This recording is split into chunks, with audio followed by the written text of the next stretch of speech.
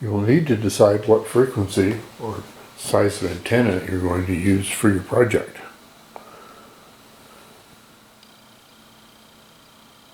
This antenna is good for 400 to 1000 megahertz. This antenna is good for 900 to 2600 megahertz. And this antenna is good for 900 to 930 megahertz. So this is a single band antenna, where these two can be used at multiple bands. This antenna I used for my 70 centimeter project at 430 megahertz. These two I've been using for my 900 megahertz projects at 33 centimeters.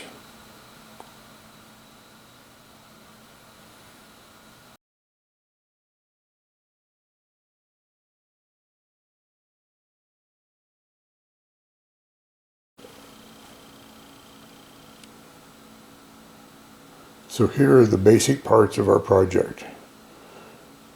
Typically we're going to need two voltages, 12 volts and 5 volts. So my 12 volts comes in from the battery here. I use a 3-terminal regulator to give me my 5 volt output. The amplifiers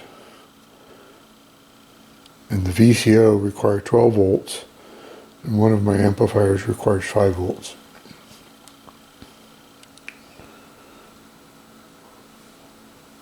So here's our VCO going to a splitter. Half of it's going to the mixer. That's the LO input. The other half goes out to an antenna, the transmit antenna. The receive antenna comes in to this amplifier. This amplifier runs at 12 volts and it will give me 30 dB of gain. Its output goes to the RF input to the mixer. The IF output of the mixer goes to another amplifier. This one gives me 20 dB of gain. And that goes out to my spectrum analyzer. This amplifier isn't used. It was there for a previous experiment.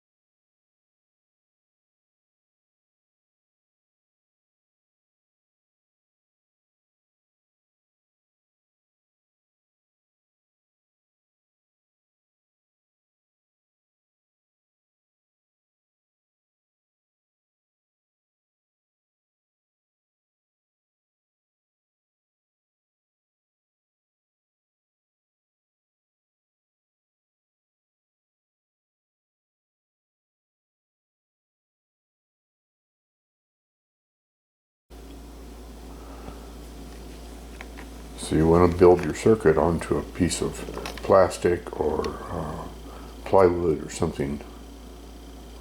In this case I had to make it custom because these connectors aren't necessarily soldered on square. So each one might have just a few angles of degrees. So what I did is I built it all, put it down, and then drill holes to mount.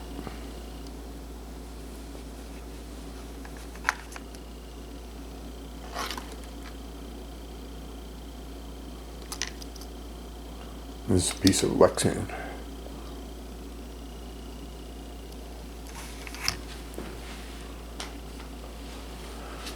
Here's another layout that I did. In this case, I did cutouts to mount the antennas to. But it's the same circuit as this one.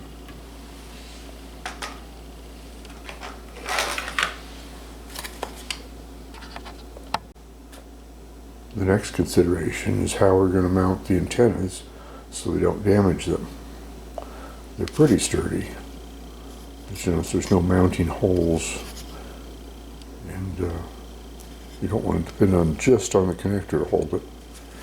And this one I had it velcroed to the side of the bucket at one time, and that worked okay.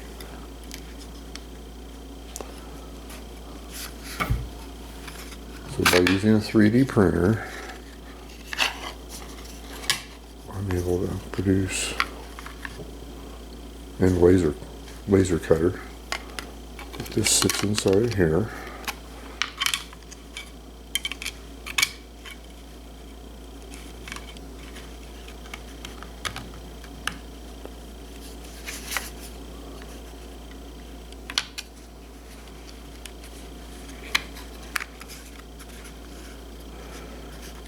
Now it's okay to use metal screws up here because all the radiation is coming out around this way.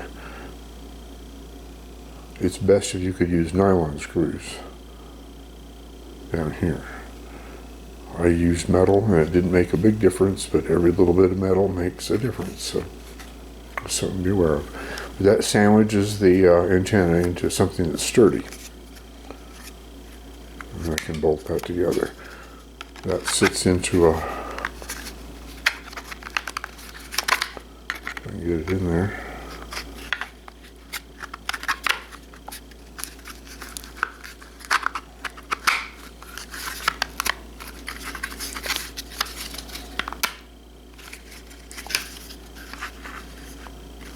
And so that is what I'm mounting to the case.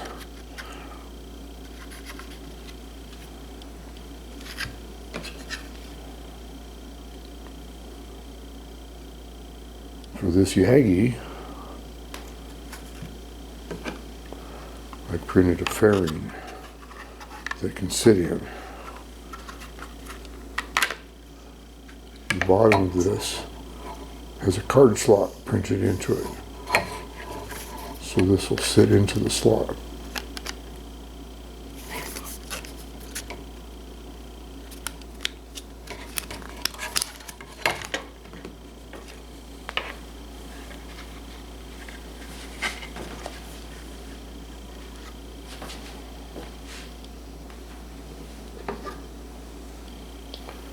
Here's what it looks like already assembled. So of course you're going to need two antennas,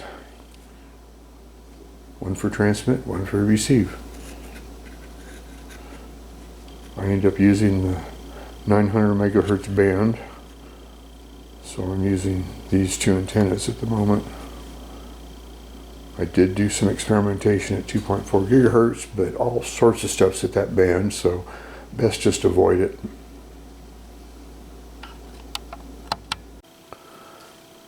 So this is the tiny SA spectrum analyzer. Right now it's set to the low input here, low frequency, up to 350 megahertz. I need to switch it to the high input so I can set the LO frequency.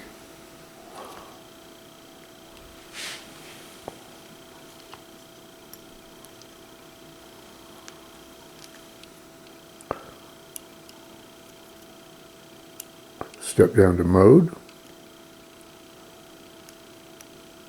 switch to high in.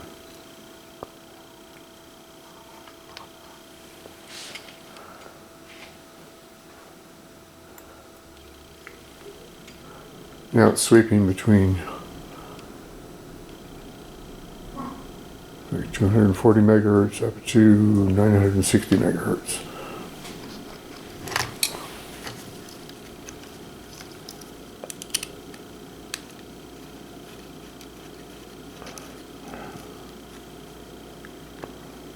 And we're going to hook up the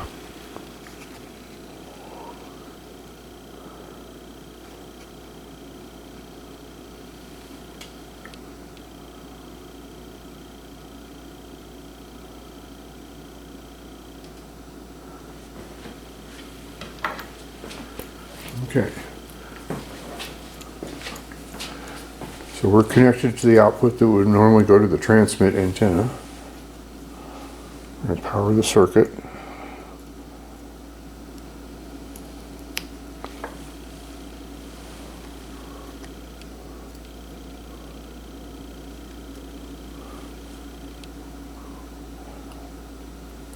You notice way over on the edge here is our output. It's currently showing at 922 megahertz. It'll warm up a little bit to shift down. So it's jumping around, but it's putting out -9, -10 dBm. Tenth of a milliwatt.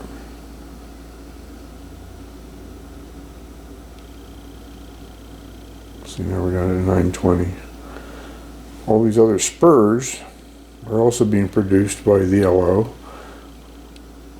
And ideally we'll filter them out. But we're going to leave them there for now.